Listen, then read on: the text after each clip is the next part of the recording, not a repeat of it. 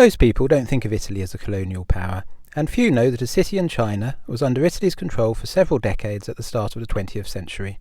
This video is about the Italian concession of Tianjin and what traces of Italian influence remain today.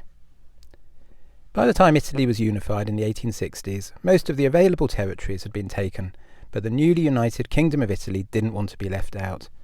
Its imperial actions in Africa are better known, and please do see my video on the Italian colony of Eritrea and the ongoing cultural and architectural Italian influence there today. The link is in the description. In China, the leading European powers competed to take advantage of the weak Chinese imperial government. Italy threatened military action against China in 1898 when its unilateral request to lease Sanmen Bay in China was rejected, and Italy faced a humiliating climb down resulting in the fall of the government of the day, an enduring feature of Italian politics to the present day. However, Italy was more successful when acting in conjunction with the other European powers. It obtained its only outpost in Asia, then known as Tientsin, now Tianjin. It was formally ceded to Italy by the Chinese government in September 1901, although Italian troops had been there since January, as part of the military expedition of 8 European countries to occupy the city. Italy had finally joined the other European colonial powers in controlling territory in Asia. The concession was run by the Italian Foreign Office, who installed Italian governors and, as you can see from the map, was a mix of Italian and Chinese influences, with the Italians building barracks, church, government buildings and monuments. The local building regulations specified that, quote, all the buildings facing the Vittorio Emanuele Road must be in a European style and exclusively occupied by Europeans of good character and standing, or high Chinese officials who must obtain a permit from the Royal Italian Consulate. So, no place for the locals in the heart of the city. This building was the Palace of Italian Culture, now a sports centre, which still has the fascist symbols at the 4 corners of the tower. The Age of Empire was, of course, all about foreign domination, with a comparatively small number of Europeans controlling the local population. The 1922 census reports over 4,000 Chinese citizens and just 62 Italians, although this didn't include the Italian military personnel.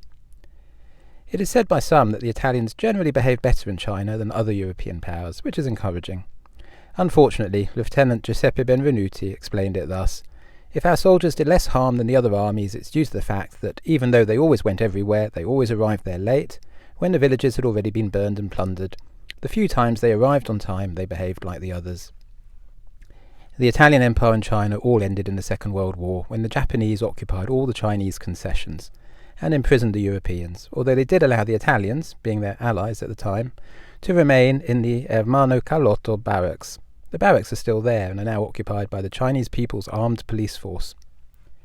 Japanese treatment of the Italians changed after the Italian armistice, when those Italians who did not support the rump fascist state of the Social Republic were sent to prisoner camps in Korea, and the concession was formally returned to China in 1947. Nowadays the situation is reversed, with Chinese people and companies buying up land and companies in Italy, and the years of Italian domination in Tianjin are seen more like a business opportunity. In 1999, Tianjin's city government entered into an agreement with a construction company to redevelop the area into the very functionally named Italian-style town. It opened to the public in 2008 and is one of Tianjin's leading attractions, with the Marco Polo Plaza at the centre.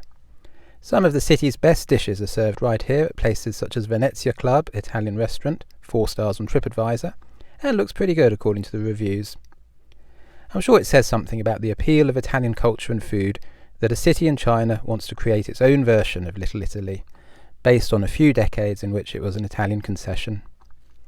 I hope you enjoyed this video about Italy's imperial ambitions. If you would like to see more videos about all things Italian, please do click the like button or subscribe.